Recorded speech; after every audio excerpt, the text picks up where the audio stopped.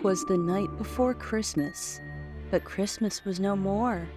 No presents to deliver, no reindeer to soar. It's the year 8000, and nothing's the same. The world is a wasteland with too many horrors to name. Everyone around must kill to survive. That includes even Santa, to make it out alive. So snuggle in tight, kids, while I share with you a tale about a world like our own, if it was dropped into hell.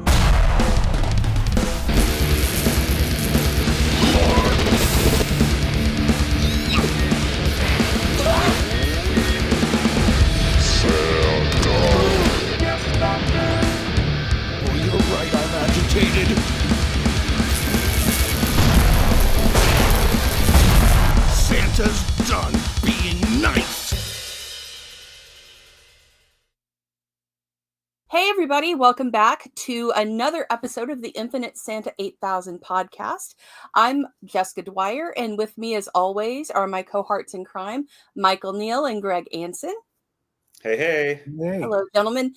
And on this episode, we are going to focus on one of the most joyful aspects of creating and also probably the most painful, which is writing and creating a story, a script, which is the heart and soul of everything that we do. And we're going to give you some of our tips, some of our tricks, some of the things that we struggle with, some of the things that we look at to help create and form a cohesive narrative that is also entertaining and gets in everything that we want the story to be. So first, I want to ask Mike and Greg here to give tell us what inspired you to become writers and creators of content like this. What really made you get bit by the writing bug? What inspired you, if you will? Well, I mean, I kind of can't shut it off. Like, I hate to say it, like, whether it's wisecracking, music, just like some of it's anxiety,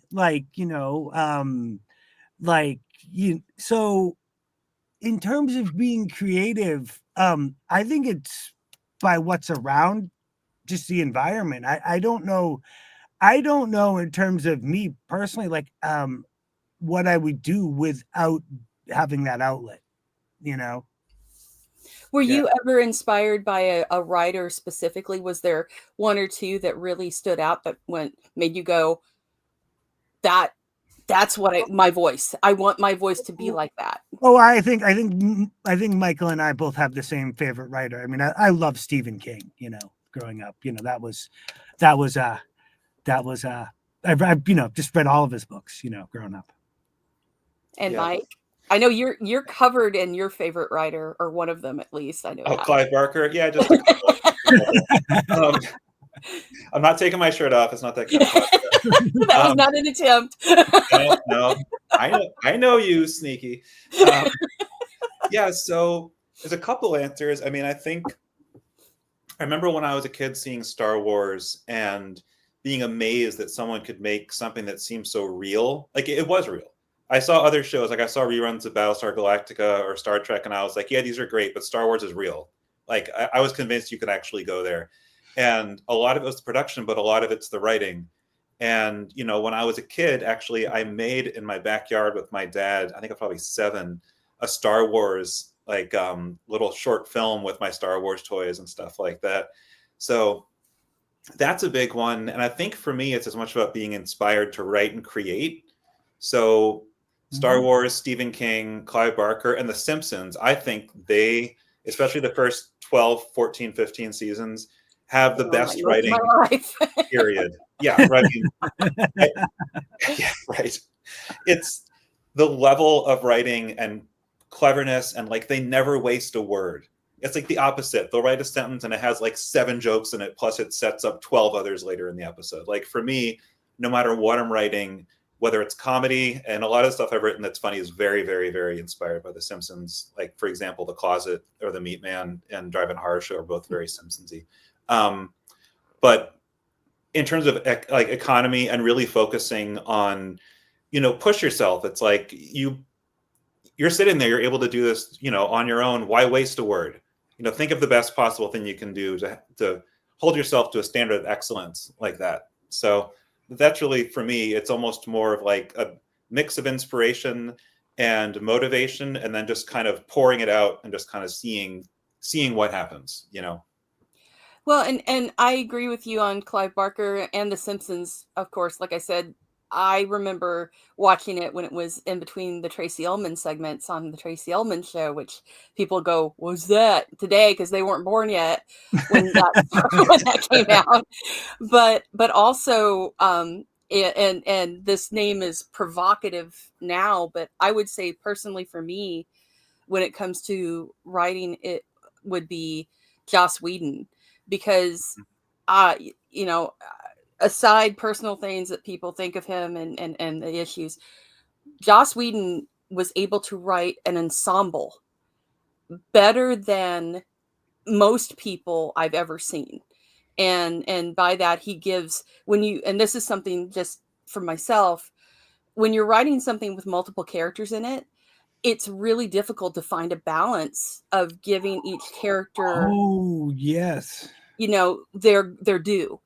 And that's something that Buffy and Angel, those two series, Firefly, did brilliantly. And they were all smart. They were all real people. I don't know. I think it kind of goes to the heart of writing, because we'll go through a lot of techniques, but I don't know if I'm that, like, on that level of writing because of that, because writing in some sense is just fitting stuffing into a structure, and it's all about character, and then it's all knowing about how they interact. Yeah. And the more you know about each character, the more you write, the better your writing is going to be. You might not use that's why I have pages of off writing on Infinite Santa. If you like Infinite Santa, his story came from somewhere, and there's so much more in his world that we didn't put in, because that's how you make something like this. Because, and then, not to take over, there's writing for a movie, then there's writing for a series, then there's writing for a book. And I think we can wait to the end to put it into structure, because a lot of times you shouldn't limit yourself of what you're trying to do, when you want to be fully creative, because as you go further along with making productions and stuff, you might have to write in a box, for this character, for this budget, where, like, when you start, that's the thing about writing. It's just in your imagination. It's, Well, it's free. and that's part of the other part of this too is, and I keep going back to Buffy because that just blew me away with the stuff that they did in that series, which is you world build, and that's what a writer's room and just having that structure. Another one that did that insanely was Supernatural, because it keeps going. They won't let that show die. The fans won't let that show die, but you kept building the mythology. And just one thing about that would be, not only did each character grow and each character have their own, people be like, well, I watched this for Xander, or I watched this for Anya, or I watched this for this, but also he would harken back to things that happened 3 or 4 seasons prior, and it would click, and it would Sure. be hard, and that's called planning. And Yes. that's when you really know, like what you were saying about with Infinite Santa, you don't put everything in at first, but you have it in the back burner, you have it in your pocket for later on, where you can go, hey, remember when we had this happen? Like, here it is. And I think that's something important too, when you make notes, like when you're building a fan Sure. base. Sure, but let's rewind to where you might want to start, like where you just might, like, if you're watching this and you're just starting out as writing, like where you might start an idea, how do you come up with something like that? Well, and that's something you had talked about. Uh, inspiration is the first Mhm. thing that really clicks for for a writer, like when you're seeing something. And you mentioned when we were putting together this episode about free writing, and I wanted to ask you about that, because that's interesting. Like you know, if you sit down and just decide, okay, what I need an idea. I'm jonesing to put something on paper or on a screen, depending on your preferred method. But can you talk about how that affects you and how you utilize that? Well, I think that, like, it's like, where do you start? Well, there's a lot of different places if you don't already have that idea in your mind. And, that's not bad either if you have something already predetermined. But, whatever you come across, whether it's shopping, whether it's going to work, whether it's watching stuff on TV, take something that interests you, like whether it's someone's, maybe a couple's fighting at the coffee shop, or you just hear part of it, write it down. And then later, well, like if you're a horror writer, how could that go bad? Or if that's a romantic writer, like, and then start filling in your details. Like, because I don't really think any good writing comes out of nowhere. Like, irregardless, like when I said, oh, I just wrote it, it's like, then I watched, I'm like, oh, that's my neighbor. I'm writing my neighbor. Well, So, and yeah. And one thing that, I always look at it like you're plucking the words out of the air. Like these, like really good songwriters, even like Rodney Crowell, for instance, is one of those guys that I'm like, he just grabs things and puts it down. Like he has that, he can see it and grab it and put it on paper. well, And it's crazy. I have that with, like, I've done that with a lot of singers and like producing stuff, and like my friend Anthony, and he has a song called Best Days of Our Lives. And he was actually in the studio going, I want to write a song about the best days of my life where everything comes together in the sunshine. I'm like, just sing that. It's like, sometimes you're actually saying it, and Yeah. unless someone says to you, or you write it down. That's why write it down and then show it to someone, because that's part of the thing of free idea writing, is like, don't judge yourself when you're writing. Like, if the first thing that pops in your mind is, I love you, write it down. So it's out of your mind. It's on the piece of paper. I hate you. Oh, like, write all those things down that you think are bad, because then the idea that while your brain is going through all those thoughts, you'll find maybe something will come out, like, I think there's that thing of like, oh, that's cliche. Well, just write it down, and it's out of your mind, and you're on to the next thought. You don't have to use it, I think that's great. A great perspective. And to build on that, something I like to do a lot is it's an equivalent idea of free writing. Like oftentimes I'll be on a walk and I'll get an idea for part of a story or a line of dialogue or something, and just come and write it down. And it's funny, the biggest thing I always have to fight against is that self-censorship thing. And it's because part of me, like, before I even write them, oh, it's never going to work. It's like, I haven't even written it yet. Yes. Who knows? But, who am I to say? And the other thing too is, like, if you're being honest about the character or your feelings or your ideas, maybe nothing comes from it, maybe something does, but whatever it is, you want to make sure that it seems consistent and honest and true. And it doesn't mean you're going to get it right the first time, or that it might not morph into something else, but there are parts of writing where you can push things into a structure. Like, for example, like the art of storytelling. Yeah, you can follow some rules, but when you're just creating the world or the characters or even bits of it, just let those bits come to you, and maybe you go back and use them. Maybe, like Greg said, it's just part of a process of writing. There are scripts I've written where I have pages on Google Docs of character stuff that I don't even use, and other ones where I won't even look at it. And I'll go back. It's like, oh yeah, I wrote this 3 months ago, and it's in the script, and it was just in my brain, And Well, one thing I do, I keep what I call a brain book with me, where it's just like a little thin volume, like clear paper, and then I'll just, like, if I get an idea where I'm out and I carry it with me everywhere I go, I'll just write it down real quick, because I will forget. Oh, that is something that everybody out there, like, I have tons of notebooks, but I do it on Google now. I have a Google Doc. Me too. And it mainly for me, like if an idea is big, like Infinite Sand, I'll have something formalized, but I have pages of bad movie titles.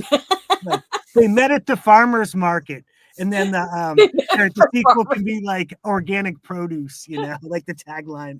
But no, that thought of like, oh, I won't write it down. You have to write it down because you'll forget it. Like I have music stuff that if I don't record the thing into my phone, I'll forget it. Now I won't go back and listen to it. There's something in my mind that makes me remember it when I record it. But if you don't write it down, it's going to be right before you go to bed, and you won't remember it in the morning. Spend the 2 minutes so you'll remember it. Like that. That's something that I think. Yeah, exactly. Yeah, and one thing with me, and it may be my own quirk, I write it in pen because for me, something about, and it doesn't need to be this way for everybody. Like Greg does it with a keyboard. I do it with pen just because I think that tactile response and just writing the word out embeds it in my brain better. Like, and that's just my own little weird quirk because I'm old, and I started writing in notebooks when I was like in high school. I can't type as fast as I write, so sometimes the ideas are coming out so fast that I have to write it down, because I can't, or I talk it into the phone or whatever. That's the beauty. I usually talk it into the phone. So me too. And another thing I wanted to ask you about that you brought up was and this is kind of neat because I see this on Twitter or X or whatever you want to call it this week, or Threads, where people will do one-line stories. And then that sticks with you. And I wanted Greg to talk about that a little bit because I think that's a neat concept, the one-line story. Well, yeah, like it's. I mean, this is another technique besides hearing. Like, if you're looking for a place to start, just write a full page of them. Like, the one I wrote for this was, my heart was broken today, but I'll survive as long as there's cheesecake. Truer words. Yeah. It's like, like he knew it was a bad idea when he took that ... like it's just a place to start your brain. I think the story The Meat Man from Drive-In Horror Show came from that, because I was like, Dad doesn't want you to. I think I had the title, but the thing was, Dad doesn't want you to know what's in the freezer. Yeah, there was something in the freezer that Dad doesn't want you to touch. That's what it was. And Mike's like, "What's this?" And I'm like, "I don't know, some dad who's a serial killer." He's like, "Do you mind if I write this?" I'm like, "Go for it." Yeah, and that was, incidentally, that was one of 2 scripts that came out perfect and never got touched. Yeah. Like it just popped out. Everything else we wrote. The other was, I think, Scavenger Hunt for our Drive-In Horror Show short stories was the only other thing I've written. And it's like, I don't need to edit, which is not that common, by the way. Well, and it's also like, that's a really good thing for getting ready if you're actually writing a script, is this can be your one-line pitch, which is another thing that people talk about. And that if you're watching this, Santa Claus in the year 8000 fighting mutants and robo people in a vast apocalyptic wasteland to save the Christmas spirit. That's a little long, but I've said that so many times. Everybody understands what Infinite Santa is, from you small fan to like movie executive, and they usually laugh and then they say pass, Right. But you need to have that, because you need to be able to explain to people, like it's not, but usually I think people worry about that. And if you have to worry about it, then it's probably not the right idea. Yeah. And also going back to the self-censorship idea, that whole frame of mind of not stopping yourself before you start, you might, if that's something that seems stressful to you while you're still writing, just finish writing and keep going, because eventually you'll be able to step back and say, oh, that actually is what this is about. Maybe it's, you have to get the whole story out beforehand because you are writing from something, something with a direction from inside your creativity. And the important thing is, everybody, even just the 3 of us talking right now, there's a lot of overlap, but the specifics of how we get in that frame of mind, how we get the ideas out, really changes. Like, I learned long ago that when I write, the best time I have is between breakfast and lunch. Then I'm worthless. And then later in the afternoon, I go back and reread what I read. even if when I was writing I thought it was terrible. And I'm like, oh, okay, it's not that bad, and I edit or write. But then the final thing is, at night when I'm doing the dishes, I'll be washing dishes and my brain is somewhere else listening to music, and then I'll get a brainstorm and go down and write for an hour. Like, that's just what my brain does. And everyone has those little things. But I learned long ago, it's like writing usually isn't something like a 9 to 5 job where you start writing at 9 and you finish at 5. Maybe you can. And if you can, awesome, whatever works for you. But for me, it's like exercising a muscle in your brain, and it is work. Like those first 3 hours of the day between breakfast and lunch, for me, sometimes it's like Stephen King says, you just have to sit down and just write, like even if you don't really feel like it, because you just by the act of doing it, you're moving things forward. And again, sometimes it's harder, sometimes it isn't. But when you look back at it, you've moved the story forward. Let's say you write 10 pages a day. Let's say you write 1 page a day. And then in 60 days, you've written 60 pages. Yes. It's like Neil Gaiman talks about that. He's like, yeah, I would just figure I'd write 10 pages a day and then I'd be done eventually. And then that's an easier way to do it, Well, and Joe Lansdale is like a hero of mine. He's one of the best writers around. He doesn't do it by pages. If I remember correctly, he does it by time. So he'll be like, I am only going to write for I think it's 3 hours a day. And that's it. Like, I'm writing for 3 hours, and whatever gets created in that 3 hours is what gets created for that day. And that kind of goes back to one of my quirks is I can't force it. If I know it's going to suck, if I am going to either nonfiction or fiction, if I'm trying to write that, if I don't feel it at that time, if I kind of try to force myself to sit down and stare at the monitor and try to write something, and I know it's going to suck, I don't do it, because I have to be in that flow. And there's a weird, it's almost like music. Like, yeah, the words are coming. Like I can feel it in, when I've got the mojo going, if you want to call it that, that's when I know it's working. But I know when not to force it. And that's really I since I do so much music, I'm actually pretty lucky with writing, because a long time ago I found out what the voice that I write with is what people like, and I know that voice in my head versus other voices. But everything you guys are explaining, well, first off, there's dedication. Like that just goes without saying. Like, whether you play an instrument or be a writer, if you can't get yourself to sit in a chair for 15 minutes a day and do it, you're probably not going to have any success. I'm not being like, now, if you can do it more, but then what you guys said is exactly the truth. Like, I think I struggle more with it with music, with like stuff that I do and like personally, not produce for other people, that like it's like 1 in 10 songs I think is good. I haven't been doing a lot of writing lately, but with writing, for me, when the idea is there, it's there. Like Mike knows, I can just pump stuff out. It's just there. And like lately, just because with what's been going on, I haven't really had the gist to write something. There hasn't been, like, we did the Infinite Santa thing, but like, and I would continue with that because it's in a different time. But I don't know how I feel right now. And like you said, and unless you're inspired, there's no reason, whatever. But when I sit down to do write, like all this stuff, for me, it's just there. I'm amazed at what I come out with. Like, and sometimes I don't like it, but it's more of, I find it's like a playground of this world. And you are right, Mike, of like, I'm now just talking about free writing. When you get into structure, get into a script, get into a book, then you have to get in your chair and get through those 10 pages that you've outlined, and actually have to, and that's why you show them to people, because if you just looked at it yourself, by the end you'd hate your script, because by the time you come to end your script, you've read it so many times you don't know which way's up's down, right. Yeah. So, but no, it is that thing, and it is finding your space. And like, I think what we said so far, self-critique is literally like your biggest enemy, just being your own, and trust people to send your stuff to, and just do it, and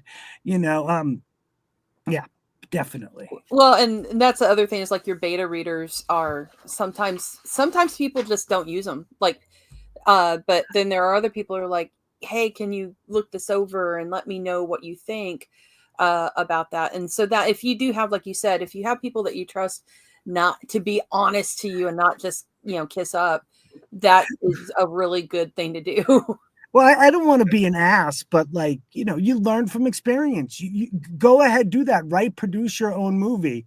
And any flaw that someone who read it might see to you, you hear from people will see in your movie and they will tell you. And you can say, fine, that's what I meant to do. But if you want to make something that's whatever, like you'll listen, like when 5 or 10 people say they don't understand something, then maybe you need to think of that little part of your story, Well, and the other thing I wanted to ask both of you guys about, because you've done live action, you've done animation, you've done writing of stories like for just regular reading as well.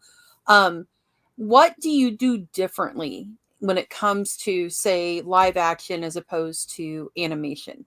I know with animation, you can do more in terms of what you're putting on screen, but do you tweak the dialogue or what have you differently as opposed to just a regular live action film?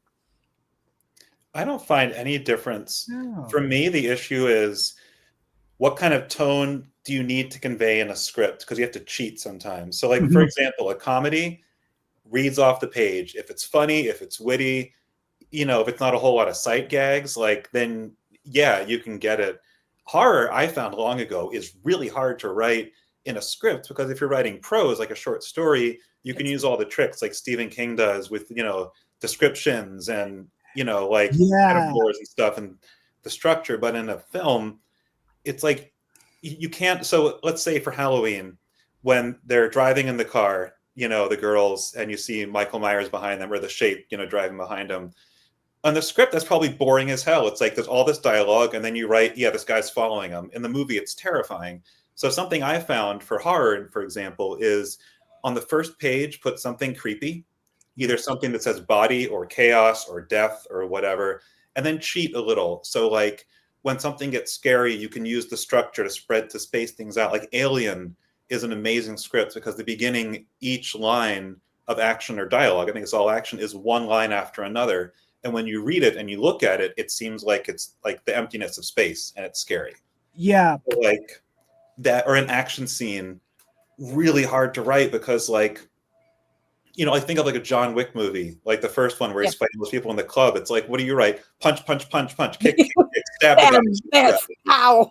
No, no, that and I think you just brought up a great point there. And this is getting way ahead of ourselves, and maybe there'll be a couple podcasts on this, but that is going to, like, if you're trying to sell a script, like you said, like, do you write it with a little bit more prose versus like the actual shooting script? Like, that's how I write, because I just want, but you are correct. Like, if you want to write something scary, you better have blood. You better have like something in your words, like a severed head, something that might not, when you see it on the screen, be as shocking, because you're trying to do it versus, like other types of writing. But to get to your point, Jessica, with our stuff, Mike, a lot of it has fallen on Mike. Like, I usually write in screenplay form, and the stories we've written, Mike has adapted them to the prose form. Like, for the stories that I have written of those, he wrote his in prose.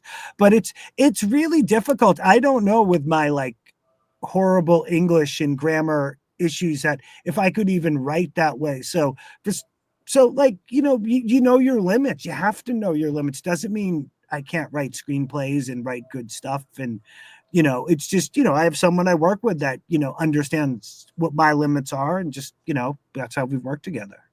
Yeah. And just to finish that up, from my point of view, I had to teach myself a lot about how to do it. So Stephen King's On Writing is a Bible about how to do that, because I came from screenwriting.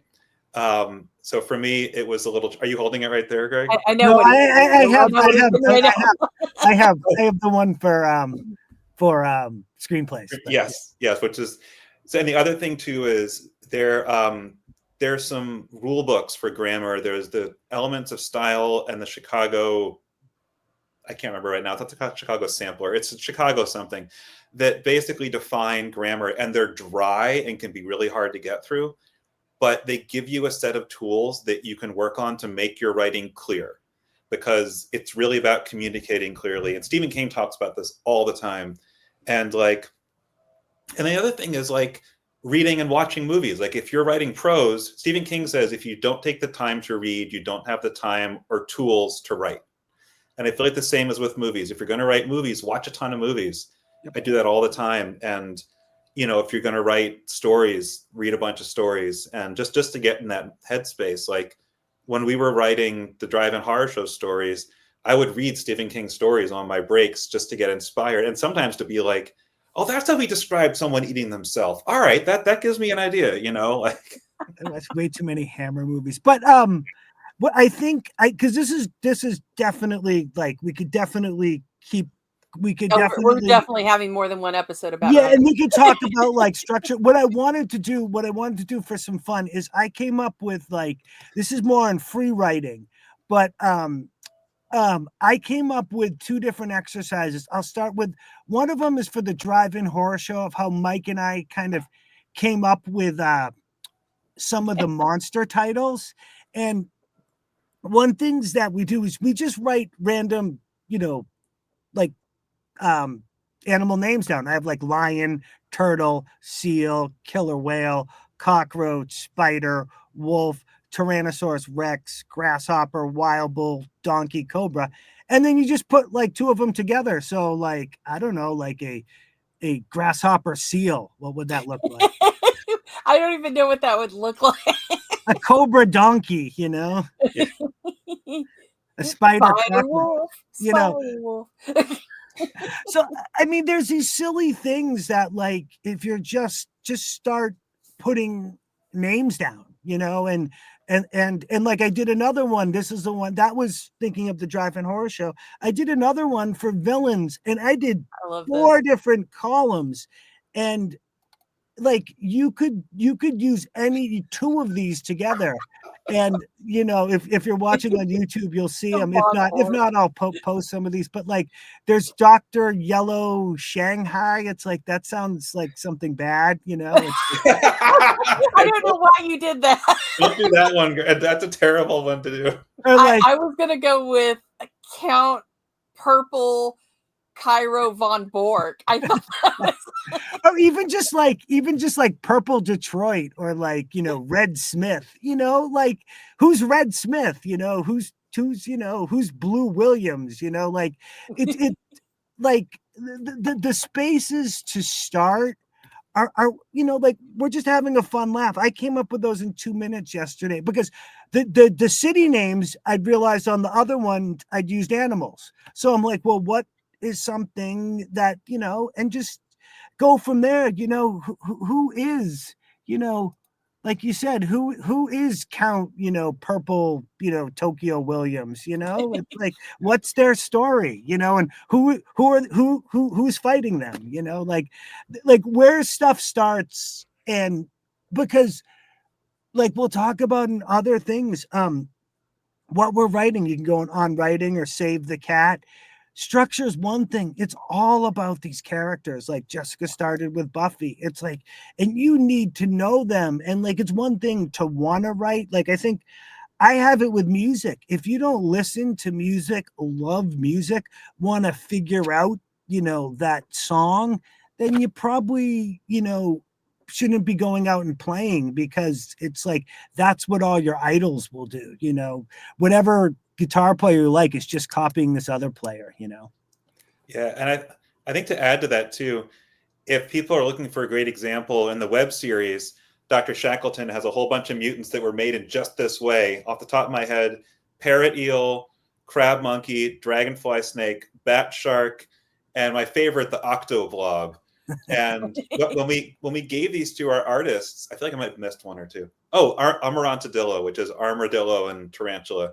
And we gave these to our artists, to Nick, and said, draw an octo blob.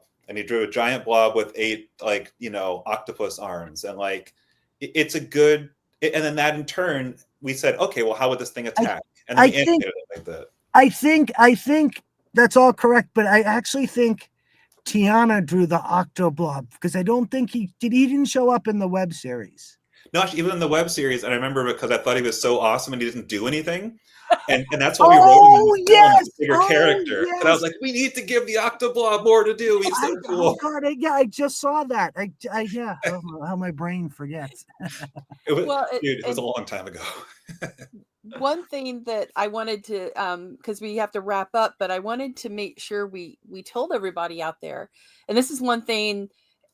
During Women in Horror Month, I always post this, and because I know how it is to kind of be stuck somewhere where you're the only one that does this. Like if you are, like the lone artist or the lone weirdo in your area, like I was, and you wanted to write and you wanted to create, you wanted to do something, but you felt like you were stuck, then do something. You don't have to do anything for anybody else but for yourself. And if you want to write and if you want to create, do it. Yes. Write something that makes you happy. Write something that you would want to see, and just do that and flex those muscles because they will atrophy. Or write something you're pissed off about. I mean, like some stories I've written, I don't like any of the characters, and I'll show it to Mike. He's like, "This is great." I'm like, "Yeah, but I don't like anybody." But that's a reason to do it. Explore those spaces, and like it's cathartic, and it will, even if you don't write, if you just write or draw, paint, whatever you feel like doing, if you're a musician, it's just important to create, even if no one else sees it but you. And and then or post it online, because that's the beauty of today, that like we did do some stuff on Wattpad, and we weren't necessarily set up to do it, but before they changed their algorithm, and we had a lot of success with people finding it, and nobody was negative. Like there was no like, that's the thing that and if someone is, 100 people are going to flame them for being negative because you are trying something that to me, people who are negative and are haters, like I have pretty thick skin, and I just realize a lot of times it's jealousy, and any critique that hits home, I probably know already and sees a flaw. It's the ones that are vicious and mean, and it's like, you're just jealous because you didn't think of this idea, and that's part of being an artist too. That's what should inspire you. If you see something that's really great, then be happy for those people. But if there's that little jealousy, if it's guitar, then figure it out, learn how to play it, writing, figure out how they did it, so that's part of life too. Yeah, and I think the nice little conclusion for all of that you just said, Greg, is that do that and keep going. Yes. If something, if you did something that didn't turn out the way you hoped, or whatever, and you feel like you want to keep going, just go ahead. I feel like every artist has the right to fail, because often what we do is judged in a very public space. And it can be hard to do something where you're putting yourself out there, doing your very best. And then especially with like a film, for example, someone on IMDb tears it apart for whatever reason. And it's like, where you write for yourself or you create for yourself. And then if you choose to put it out there, you're showing everybody your flaws, or you're taking a chance on all that stuff. Yeah. And whatever happens, whether you get feedback in that public sphere, whether it's good or bad, or personally you read it and you think there's things you like, things you don't like, if you want to do it again, just do it. Doesn't matter. Maybe it'll be great, maybe it won't, but it's really about a process. Like if you like to write, just write, and you don't know what's going to happen. If you enjoy it, that's kind of its own reward. So why take that from yourself, just from something some idiot, said online, that even if it's true, is like, well, okay, I'll keep going, My old Jeff Leonard, my old high school music teacher, posts this. He's like, the master has failed more times than the amateur has even tried. Yep. So, if you've heard any of my music, like any of my films, like anything that we've done, I've done 10,000 things on my computer, other things that will never see the light of day because self-judgment, people didn't like them. Like, it's just the way it is. And you got to take, because it's why you do something. It's why you play in a band. It's not for the song you wrote. It's for the song you write in 5 minutes while you're leaving, Right. that ends up becoming, like you just got to do it and enjoy it. Like enjoy the part of it. And hey, life has good and bads. And, for artists, some of your famous artists were very tortured and are not with us. And they never saw the benefits of their art. And think about that. There are a lot of groups. Well, I mean, also the number one example of who didn't get to see forever is my boy Edgar Allan Poe. And if you read some of the things people talked about and said about him when he was alive, about his work, criticized it, hated it, and now who doesn't know who Edgar Allan Poe is? It's the tragedy of his life that he never was appreciated when he was alive, but now he's laughing beyond the grave and flipping off all of those guys that made fun of him and said he sucked. So, just that's the way to look at it. And the two people I think of, Vincent van Gogh, he sold one painting in his life. Otis Redding, his most famous song, he recorded it on, I don't know what day it was, Monday, and he died on Friday, and he never heard that song come out, so that's just the way it is, you just do. Yeah. Yep. Well, everybody, we've gone over, but that's fine because we're going to be doing probably 3 more episodes about writing because we barely scratched the surface here.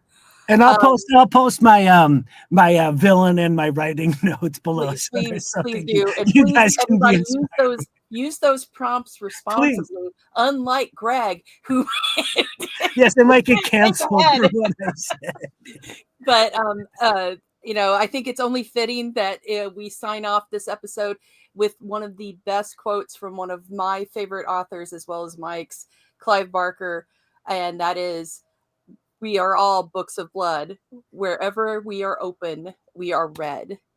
So thank you again, guys. This has been fantastic. Again, Greg will post the prompts down below. If you have any questions, suggestions, comments, let them know down in the comments. Thanks, guys, and happy holidays. Or should I say holidays? Season's bleedings. The Infinite Santa 8000 podcast is a Burnt Reindeer Films production. The podcast is produced by Greg Ansin, Michael Neel, and Jessica Dwyer. Music performed by Todd Cuff, Josh Quadra, Anthony J. Resta, and Jasper Neel. For more information on the film and the podcast, please visit infinitesanta.com.